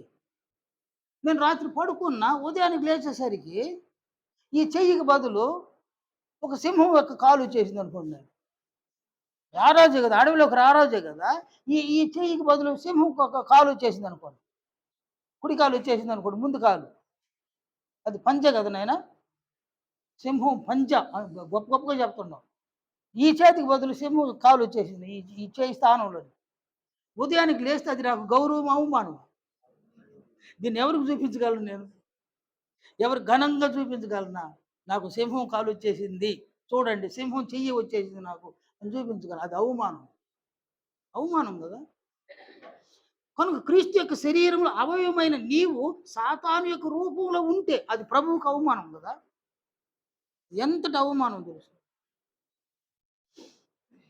మనం బహు జాగ్రత్త కలిగి ఉండాలి. ఏదేమైనా అంతిమంగా క్రీస్తు యొక్క మహిమను మనం పొందడానికి మన దేహాన్ని వెలుగుమయంగా మార్చుకోవాలి. దేహం వెలుగుమయంగా మారాలంటే కన్ను తేటగా ఉండాలి. నీ కన్ను తేటగా ఉండాలి. అందులో ఏదైనా నలుసుబడిందా లేక దూలమే పడిపోయిందా నువ్వు చూసుకోవాలి. అని అంటాడు, దూలం పడ్డా పర్వాలా, నలుసు పడ్డా పర్వాలా, దూలం పడ్డా పర్వాలా. ప్రభు మాటల్లో చూడండి, నలుసు పడ్డా పర్వాలా, దూలమే పడ్డా పర్వాలా. ప్రభు ఇచ్చిన సలహా చూడండి. మత్తయి 7వ అధ్యాయం 3 నుంచి 5వ వచనం వరకు ప్రభు ఇలా సెలవు ఇచ్చినారు. నీ కంటిలోనున్న దూలము నెంచక నీ సహోదరుని కంటిలోనున్న నలుసుని చూచుటయాలా. నీ కంటిలో దూలముండగా నీవు నీ సహోదరుని చూచి నీ కంటిలోనున్న నలుసును తీసివేయనిమ్మని చెప్పనేలా. వేషధారి, మొదట నీ కంటిలోనున్న దూలమును తీసివేసుకొనుము, అప్పుడు నీ సహోదరుని కంటిలోనున్న నలుసును తీసివేయటకు నీకు తేటగా కనబడు. అప్పుడు నీ కంటిలోనున్న దూలమును తీసే అంటాడు. నీవు గుడ్డివాడైపోయినావు. ఆ గుడ్డితనాన్ని తీసి, దూలాన్ని తీసి గుడ్డివాడు కావడానికి నీ కన్ను చెడిపోయింది. అది చెడిపోవడానికి కారణం ఏమన్నాడు ఆయన? ఏమన్నాడు ఆయన? కారణము దూలము. ఏది నాయన దూలమా? ఇదే నేను పాపము. ఈ పాపాన్ని అది దూలంగా వచ్చేసింది కంటిలోకి. కాబట్టి ఈ దూలాన్ని ఏం చేయమన్నాడు ఆయన? దూలం ఏం చేయమన్నాడు? తీసివేయాలి. దేన్ని తీసేయాలాడా? పాపాన్ని తీసేయాలి. కంటిలో కూడా పాపం ఉంది, ఆ పాపాన్ని తీసేయాలి. తీసేస్తే అది బాగా పనిచేస్తుంది, తేటగా చూస్తుందండి. ఇది ఇప్పుడు జాగ్రత్త పడగలం. ఎప్పుడు? శరీరంలో దేహంలో ఉన్నప్పుడే ఈ జాగ్రత్త తీసుకోగలం. దేహాన్ని విడిచిన తర్వాత ఈ జాగ్రత్త కూడా లేదు నేను. అందువలన అంతిమంగా క్రీస్తు యొక్క మహిమను పొందుటకు దేవుడు మనల్ని సంఘంలోనికి పిలిచినాడు. నీకు ఇష్టం నా ఇష్టం లేకపోయినా క్రీస్తు మహిమను పొందితే ప్రభువైన క్రీస్తు యేసుని గౌరవించిన వాళ్ళం అవుతాం. ఆ పక్షమందు దేవుని కూడా గౌరవించిన వాళ్ళం. వారిని గౌరవిస్తే మనం ధన్యులు. అలా కాకుండా దేహముతో క్రీస్తును అవమానపరిచి దేవుని అవమానపరిచేస్తారు, వాళ్ళు ఫైర్ అవుతారు. మన తండ్రి అయిన దేవుడు అగ్నిగా మారిపోతాడు. ఆయన అగ్నిగా మారిపోతే మనల్ని ఆదుకునేవాళ్ళు ఎవరు? మనల్ని ఆదుకునేవాళ్ళు ఒక్కరు లేరన్నమాట.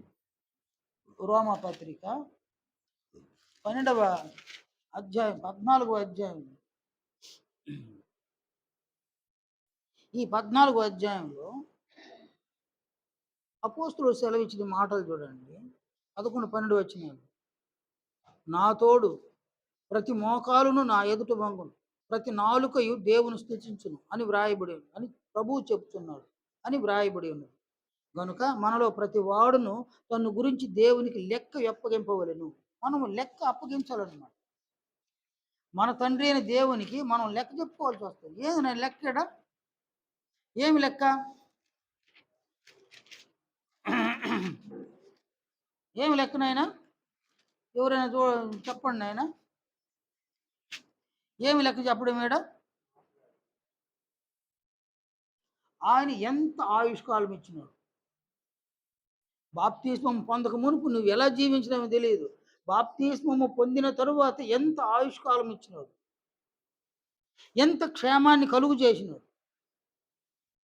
ఎన్ని సమస్యలను తొలగించినాడు. ఎన్ని అపాయాలను తప్పించినాడు. ఎన్నిసార్లు నీవు క్రీస్తు యొక్క బోధన వినగలిగే అవకాశాన్ని ఇచ్చినాడు. ఎన్నిసార్లు సత్క్రియను చేసే అవకాశాన్ని కల్పించినాడు ఆయన. ఎన్నిసార్లు సువార్తను ప్రకటింపజేసే అవకాశాన్ని ఇచ్చినాడు. క్రీస్తు యొక్క మహిమను పొందుటకు నీకు ఎన్ని అవకాశములను ఆయన ఇచ్చినాడు. ఈ అవకాశములను నీవెంత దుర్వినియోగం చేసుకున్నావు. దుర్వినియోగం చేసుకుంటే ఆయన ఫైర్ అయిపోడా? మన తండ్రి అయిన దేవుడు దహించు అగ్ని అయి ఉన్నాడు. ఆయన మనం దహించి వేస్తాడు. నీ బిడ్డ నీ దగ్గర నటిస్తే నీవు భరించలేవు. నీవు భరించలేవు. ఒక తల్లిదండ్రులు ఉదయాన్నే బిడ్డను ఆయనకి కావలసిన వాటన్నిటిని సమకూర్చి ఉదయాన్నే టిఫిన్ పెట్టి ఆయనకి ఖర్చుల కోసం డబ్బులు ఇచ్చి ఆయన స్కూల్కి పంపిస్తే ఆయన నేరుగా వెళ్ళడం స్కూల్కి ఆమడ దూరంలో ఒక చింత చెట్టు అందులో ఎక్కి కూర్చోవడం అనమాట. అక్కడ కూర్చొని మధ్యాహ్నం స్కూల్ విడిపించేంత వరకు ఉండడం వాడు. స్కూల్ విడిచిన తర్వాత దిగి పిల్లలతో పాటు ఇంటికి వెళ్ళడం. పిల్లలతో పాటు వెళ్ళడం వలన స్కూల్ నుంచి వచ్చినాడు బిడ్డ అనుకొని ఆ తల్లిదండ్రులు ఆ మధ్యాహ్నము మంచి వంటకాలు పెట్టడం, మళ్ళీ ఖర్చులకు డబ్బులు ఇవ్వడం, మళ్ళీ ఆయన పంపించడం, ఆయన మళ్ళీ వెళ్ళడం, మళ్ళీ అదే చింత చెట్టు ఎక్కడం, సాయంత్రం స్కూల్ విడిచిన తర్వాత ఆ పిల్లలతో దిగి ఇంటికి రావడం. ఇలాగున 3 నెలలు గడిపినాడు. 3 నెలలు గడిపితే స్కూల్ నుంచి ఆ తల్లిదండ్రులకు సమాచారం వచ్చి సమాచారం ఏంటంటే మీ అబ్బాయి స్కూల్కి రావడం లేదు, 3 నెలలకు రావడం లేదు. వాళ్ళు అబ్జర్వేషన్ చేసినారు. ఎక్కడికి పోతున్నాడు? రోజు పోతున్నాడు కదా, ఏడికి పోతున్నాడు? చూస్తే ఆయన చెట్టు ఎక్కుతున్నాడు. చింత చెట్టు ఎక్కుతున్నాడు. అందరూ స్కూల్కి వెళ్ళిపోతుంటే చింత చెట్టు ఎక్కి కూర్చున్నాడు. ఆయన చేసిన నిర్వాహకం అది. ఈరోజు ఆయన పరిస్థితి ఏంటంటే కూలి పని చేసుకొని పెట్టుకోవాలి. ఎందుకంటే తల్లిదండ్రులను అవమానపరిచినాడు. వారి కష్టానంతా వ్యర్థపరిచినాడు. వారి శ్రమను దోచుకున్నాడని. అతడు ఈరోజు కూలి పని సాదాసీదా కూలి పని చేసుకొని బతుకుతాడు. పరిస్థితులు అంతేనాయన. తల్లిదండ్రులను గౌరవించే బిడ్డలు వారు క్షేమంగానే ఉంటారు. తల్లిదండ్రులను అవమానపరిచే బిడ్డలు అంత క్షేమంగా ఏముంటారు. అలాగుననే తండ్రి అయిన దేవుణ్ణి గౌరవించేటువంటి మనం ప్రభు అయిన క్రీస్తు యేసును మనం గౌరవిస్తే మనం ధన్యులం అన్నమాట. అనేక విషయాల్లో మనల్ని వాళ్ళు ఆదరిస్తారు, కనికరిస్తారు. కారణము క్రీస్తు యొక్క మహిమను మనం పొంది శాశ్వతంగా వారితో పాటు ఉండాలి. కాదు కూడదు అనుకొని ప్రభువును మనం అవమానపరిస్తే దేవుడు ఫైర్ అయిపోతాడు. ఆయన దహించు అగ్నిగా మారుతాడు. అందులో మన జీవితాలు బాగుండవు. వర్తమానము బాగుండదు, భవిష్యత్తు బాగుండదు. అందువలన దేహములో ఉన్నంతకాలము ఈ దేహమును ప్రభువు యొక్క అధికారము కింద ఉంచి ప్రభువుని సంతోషపెట్టే విధంగా ఆయన ఇచ్చిన ఆజ్ఞను అనుసరించి ఈ దేహముతో క్రియలు చేసి ఈ దేహముతో మాట్లాడి ప్రభువు యొక్క మహిమను మనం పొందగలిగితే మనం ధన్యులు, లేదంటే మనం దౌర్భాగ్యులు. దయచేసి ఈ సంగతులన్నింటినీ కూడా మీరు అందరూ గ్రహించాలని మనం అందరం ఈ సంగతులతో ఏకీభవించి జీవించి ప్రభు యొక్క మహిమను మనం పొందాలని మీకందరికీ నేను మనవి చేస్తున్నాను, ముగిస్తున్నాను.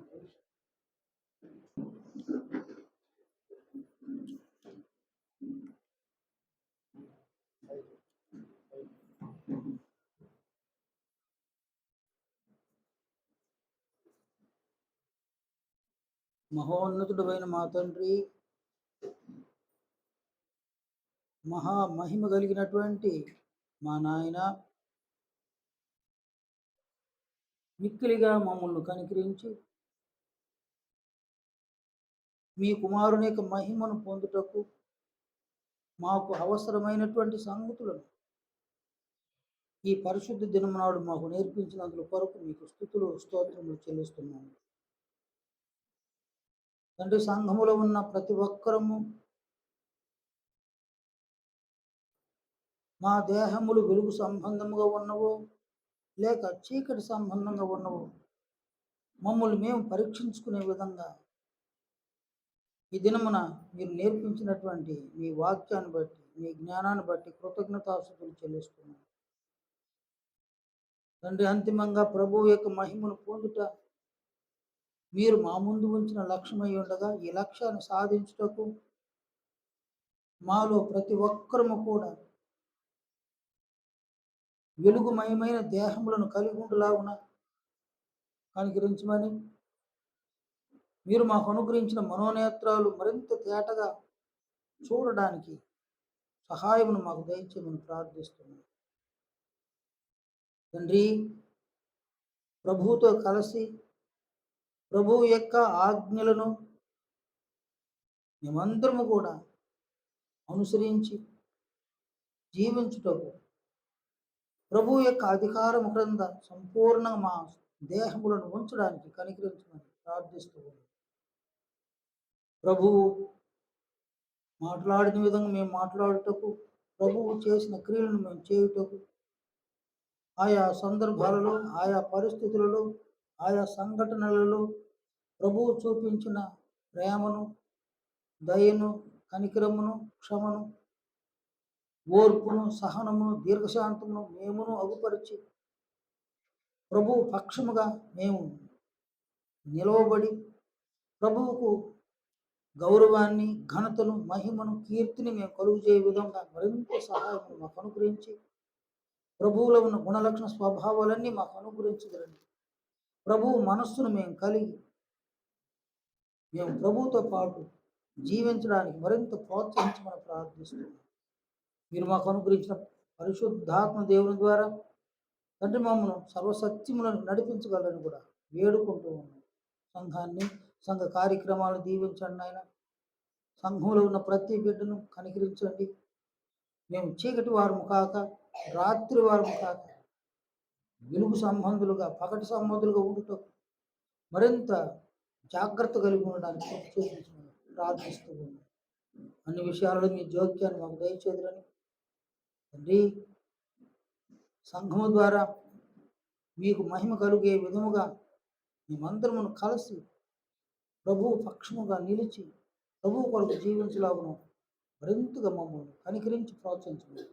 తిరిగి మీ సమకూలని మేము వచ్చేంత వరకు క్షేమమును మాకు కలుగు చేయదురని ప్రభు అయిన క్రీస్తు యేసు పరిశుద్ధమైన నామమున ప్రార్థిస్తున్నాము తండ్రి. ఆమేన్. అందరికీ వందనాలు.